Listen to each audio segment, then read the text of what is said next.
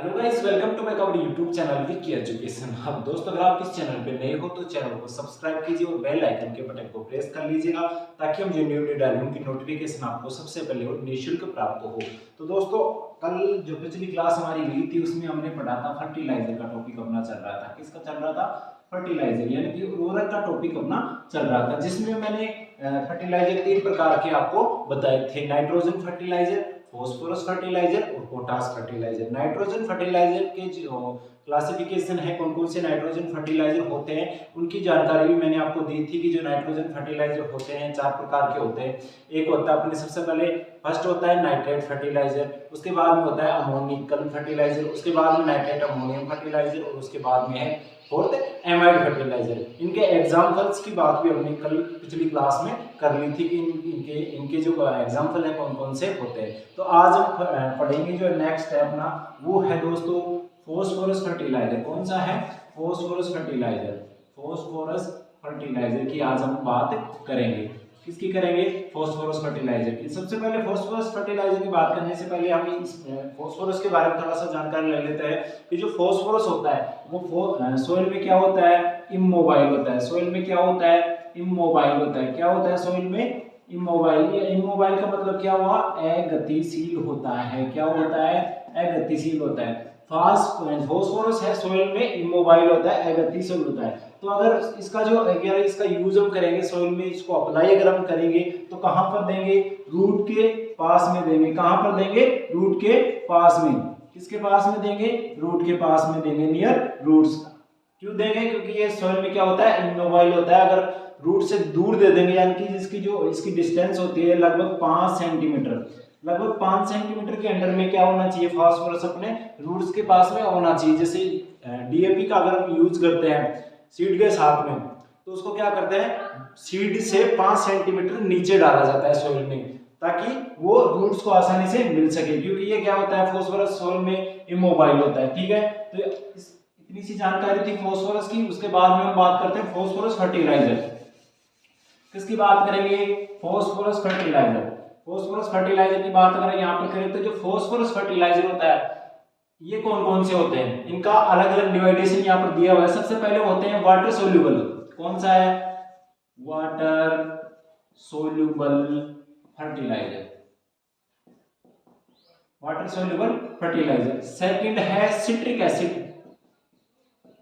Citric acid soluble fertiliser.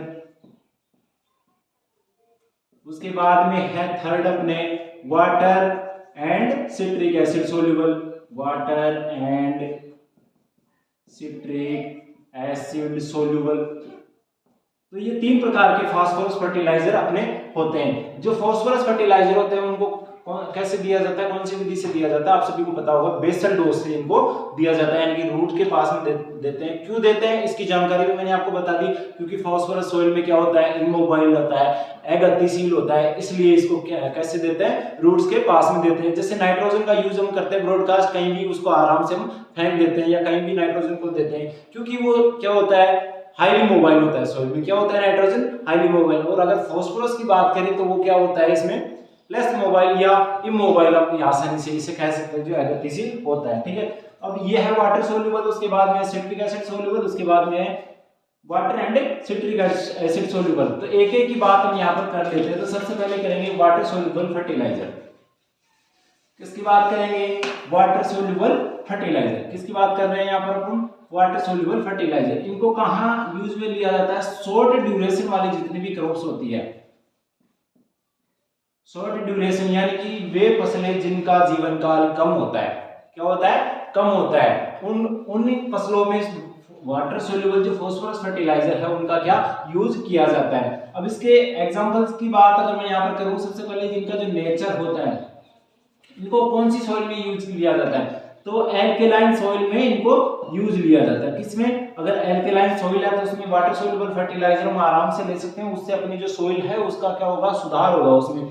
तो किसमें? Alkaline soil में इसका यूज करते हैं। उसके बाद में इसके एग्जांपल्स की अगर बात करूं कि वाटर सोल्यूबल फर्टिलाइजर कौन कौन से होते हैं, तो सबसे पहले आएगा अपने एसएसपी। एसएसपी के अंदर 16% तो होता है फास्फोरस, 19% होता है कैल्शियम और 12% होता है यहाँ पर सल्फर। इंपॉर्टेंट है, सल्फर की मात्रा पूछता है और कैल्शियम की मात्रा पूछता है किसमें, एसएसपी में। फुल फॉर्म क्या है, सिंगल सुपर फास्फेट। मैंने आपको कल ये भी बताया था कि एसएसपी कैसे बनाया जाता है। सबसे पहले इसी को मैन्युफैक्चर किया गया था, कहां पर, इंग्लैंड में। कब, 1843 में से एसएसपी को बनाया गया था। इसकी फुल फॉर्म क्या है, सिंगल सुपर फास्फेट। क्या है, सिंगल सुपर फास्फेट। और यहाँ पर कैल्शियम और सल्फर। हाँ, एक और, एसएसपी में तीनों सेकेंडरी न्यूट्रिएंट्स पाए जाते हैं, यानी कि द्वितीय पोषक तत्व। तीनों द्वितीय पोषक तत्व कौन से फर्टिलाइजर में पाए जाते हैं? इस प्रकार का अगर प्रश्न अपने सामने आ जाता है तो किसमें होगा, वो होगा एसएसपी में। उसके बाद में है डीएसपी, उसके बाद में है टीएसपी। इनको सल्फर, इनमें सल्फर की मात्रा अगर याद करें तो 16 16 32 और 16 48% इनमें क्या होता है, फास्फोरस होता है। उसके बाद में मैं बात करता हूं डीएपी। डीएपी की फुल फॉर्म क्या है, डाई अमोनियम फॉस्फेट। क्या है, डाई अमोनियम फॉस्फेट। इसमें 46% क्या होता है, फास्फोरस, और नाइट्रोजन भी होता है इसमें कितना, 18%, यानी कि 18% यहाँ पर नाइट्रोजन होता है और सिर्फ 46% यहाँ पर क्या होता है, फास्फोरस होता है। किसमें होता है, डीएपी में होता है। ठीक है। उसके बाद में है एक mono ammonium phosphate, MAP, mono ammonium phosphate. इसमें यहाँ पर 48% तो क्या होता है, फास्फोरस। और अगर इसकी बात करें नाइट्रोजन की तो लगभग 16% इसमें क्या होता है, नाइट्रोजन होता है। तो ये थे दोस्तों वाटर सोल्यूबल फर्टिलाइजर जितने भी थे, उसके एग्जांपल्स। शॉर्ट ड्यूरेशन वाले क्रॉप्स में इनको यूज लिया जाता है, किया जाता है, और एल्कलाइन सॉइल में इसको यूज करते हैं। इसके जो एग्जांपल्स है, प्रश्न किस प्रकार से आएगा, एसएसपी में सल्फर कितना परसेंट होता है, ये प्रश्न आ सकता है। कैल्शियम कितना होता है, डीएपी में नाइट्रोजन कितना होता है, इस प्रकार के प्रश्न यहाँ पर पुटअप होते हैं। ठीक है दोस्तों। उसके बाद में वाटर सोल्यूबल ये हो गया। उसके बाद में हम पढ़ेंगे सिट्रिक एसिड सोल्यूबल। कौन से पढ़ेंगे, citric acid soluble. Citric acid soluble phosphorus fertiliser. ठीक है।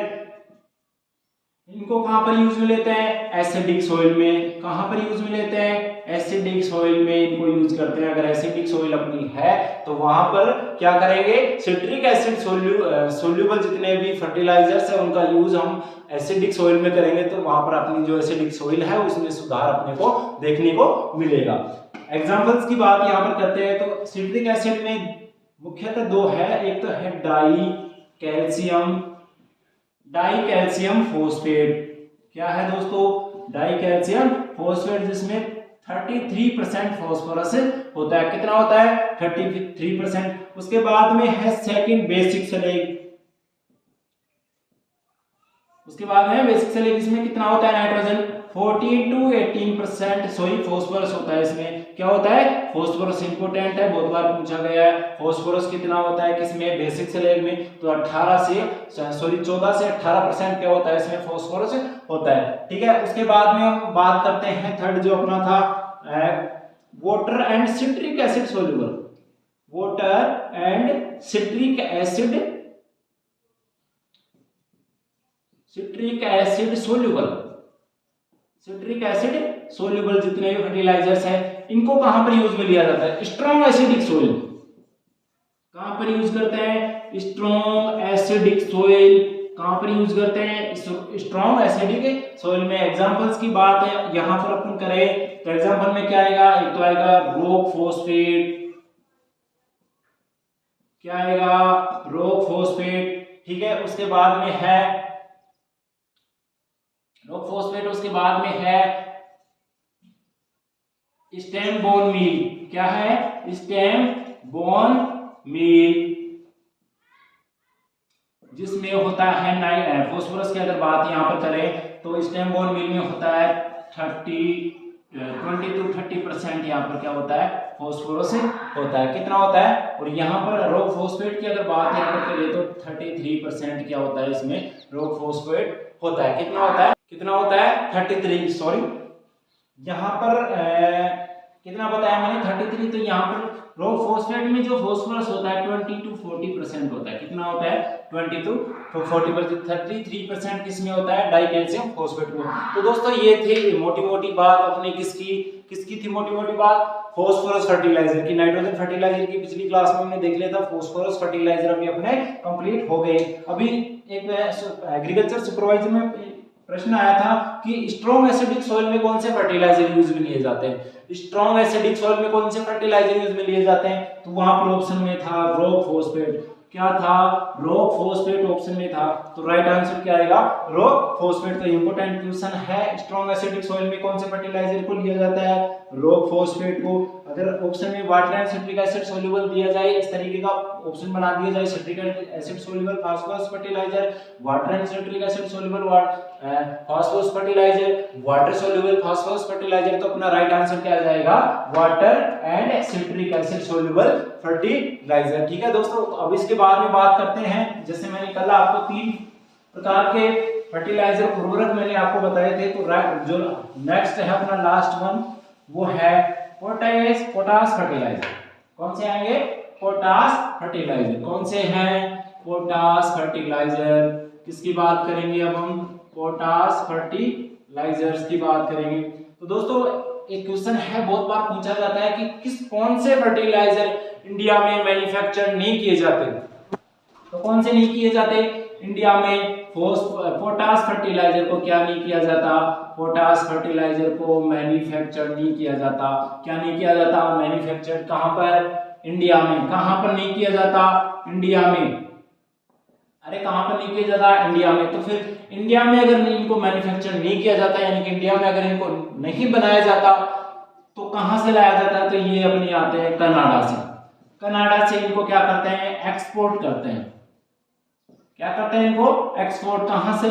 कनाडा से। कहां से करते हैं? कनाडा से, क्योंकि ये इंडिया में नहीं बनाए जाते। इंपोर्टेंट क्वेश्चन है, इंडिया में कौन से फर्टिलाइजर मैन्युफैक्चर्ड नहीं किए जाते। उसके बाद में अगर मैं बात करूं इनके क्लासिफिकेशन की, डिवाइडेशन की, तो स्टडी की तरीके से इनको किस तरीके से यहाँ पर 2 भागों में इसे बांटा गया है। एक तो है क्लोरीन पोटाश फर्टिलाइजर।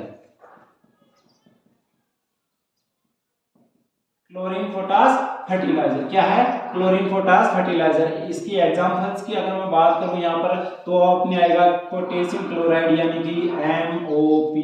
क्या आएगा? MOP। इसमें पोटाश की बात अगर मैं करूं, यहाँ पर पोटेशियम कितना होता है? तो वो कितना होता है MOP में? ऑलमोस्ट 60% होता है। कितना होता है? ऑलमोस्ट 60%। उसके बाद में है विदाउट क्लोरीन। उसके बाद में नेक्स्ट क्या है? उसके बाद में है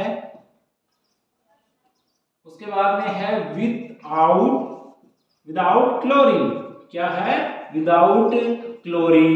विदाउट क्लोरीन में एग्जांपल्स की अगर बात यहाँ पर अपन करते हैं, तो वो आएगा एक तो K2SO4 पोटेशियम सल्फेट, यानी कि SOP जिसे हम बोलते हैं, सल्फेट ऑफ पोटाश। इसमें अपने पोटेशियम होता है 50% ऑलमोस्ट। उसके बाद में जब मैंने आपको नाइट्रोजन फर्टिलाइजर बताया था, उसमें भी नाइट्रेट फर्टिलाइजर जब बताया था, तो पोटेशियम नाइट्रेट का मैंने एक एग्जांपल बताया था, जिसमें मैंने आपको बताया था कि 44% क्या होता है? पोटेशियम। और इसमें नाइट्रोजन कितना होता है? 13%। इसमें क्या होता है? नाइट्रोजन होता है। कितना होता है? 13%। इसमें क्या होता है? नाइट्रोजन होता है। तो दोस्तों ये थे अपने पोटाश फर्टिलाइजर। 3 प्रकार के फर्टिलाइजर मैंने आपको बताया था। नाइट्रोजन फर्टिलाइजर, उसके बाद में मैंने आपको बताया फास्फोरस फर्टिलाइजर, उसके बाद में मैंने आपको बताया पोटेशियम फर्टिलाइजर। इनके अलग अलग क्लासिफिकेशन, अलग अलग स्टडी के तरीके से इनको अलग अलग डिवाइडेशन करके मैंने आपको बता दिया कि फर्टिलाइजर कौन कौन से होते हैं, इनके एग्जांपल्स को क्या क्या है। जो इंपोर्टेंट एग्जांपल्स है, इंपोर्टेंट फर्टिलाइजर्स है, जो एग्जाम की दृष्टि से इंपोर्टेंट है, बार बार इनसे क्वेश्चन पुट अप होते हैं, तो उनकी जानकारी मैंने आपको बता दिया कि कौन से फर्टिलाइजर में कितना क्या जो पोषक तत्व है पाया जाता है, कौन सा पोषक तत्व पाया जाता है, इसकी जानकारी भी मैंने आपको बता दी। अब एक और इंपोर्टेंट चीज यहाँ पर मैं आपको बता रहा हूँ, एक बार के लिए मैं इसे मिटा देता हूं।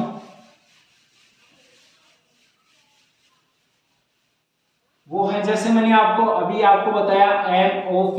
MOP की फुल फॉर्म क्या है? Muriate of potash. क्या है? Muriate of potash. इसको KCl भी बोलते हैं। इनको स्टार्ची क्रॉप में यूज नहीं किया जाता है, स्टार्ची क्रॉप में यूज नहीं किया जाता है। ये भी इंपोर्टेंट क्वेश्चन है कि MOP को किसमें यूज नहीं किया जाता है? Starch crop. फॉर एग्जांपल देखिए तो वो है अपने पोटैटो, शुगर केन एंड एक होता है टोबैको, एक होता है टोबैको यानी कि तंबाकू।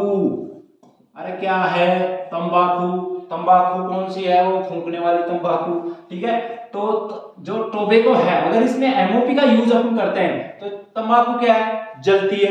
फॉर एग्जांपल सिगरेट का एग्जांपल लेके चलूं मैं, और अगर जो तंबाकू है, खाने वाले तंबाकू भी आते हैं, पीने वाले तंबाकू भी आते हैं, तो इनकी क्या पत्तियां कहाँ में लेते हैं, कौन सा पार्ट यूज में लेते हैं इनकी, लीफ, लीफ से तंबाकू बनाया जाता है ना, ठीक है। तो लीफ में ये जो एमओपी है, जो इसमें तंबाकू में क्यों नहीं देते एमओपी, वो रीजन मैं बता रहा हूं आपको कि एमओपी है इसकी जो बर्निंग कैपेसिटी है, बर्निंग कैपेसिटी ऑफ लीफ, इसको क्या कर देता है, रिड्यूस कर देता है। जो बर्निंग कैपेसिटी है, जलने की जो क्षमता है, इसकी जलने की जो क्वालिटी है पत्ती की तंबाकू की, उसको क्या कर देता है, रिड्यूस कर देता है, यानी कि उसको प्रभावित कर देता है, ठीक है। तो अगर यहाँ पर एमओपी नहीं देंगे तो फिर पोटास की पूर्ति कैसे करेंगे, वो करेंगे अपने दोस्तों K2SO4 दे दो, यानी कि SOP दे दो। अगर वो भी नहीं दो तो आप यहाँ पर दे सकते हैं पोटेशियम नाइट्रेट। क्या दे सकते हैं, पोटेशियम नाइट्रेट, जिसमें 44% क्या होता है, पोटेशियम होता है, पोटास होता है, ठीक है। तो दोस्तों ये इंपॉर्टेंट था, एमओपी स्टार्ची क्रॉप में क्यों नहीं देते, क्योंकि वो उसकी क्वालिटी को खराब कर देता है। और तंबाकू की विशेष तौर पे बात करें तो तंबाकू में जो लीव्स की बर्निंग कैपेसिटी है उसको क्या कर देता है, एमओपी यानी कि पोटेशियम क्लोराइड क्या कर देता है, रिड्यूस कर देता है। क्यों कर देता है, क्योंकि इसमें कैल्शियम पाया जाता है, और ये कैल्शियम है जो इसको बर्निंग कैपेसिटी को क्या कर देता है, रिड्यूस कर देता है। तो दोस्तों आई होप कि आपको समझ में आ गया होगा फर्टिलाइजर का क्लासिफिकेशन, फर्टिलाइजर की डेफिनेशन मैंने आपको बताई थी, और आज मैंने आपको बताया है फास्फोरस फर्टिलाइजर और पोटास फर्टिलाइजर। पिछली क्लास में हमने नाइट्रोजन फर्टिलाइजर की बात कर ली थी, जो ऑलमोस्ट फर्टिलाइजर है, क्लासिफिकेशन अपना जो फर्टिलाइजर्स का यहाँ पर कंप्लीट हो गया है। और आगे की बात हम अगली क्लास में करेंगे, तब तक के लिए धन्यवाद। और अगर आपको ये क्लास पसंद आई है तो क्लास को लाइक कर दीजिएगा, और चैनल के ऊपर आप अगर आप नए हैं तो चैनल को सब्सक्राइब कर दीजिएगा। धन्यवाद, जय हिंद।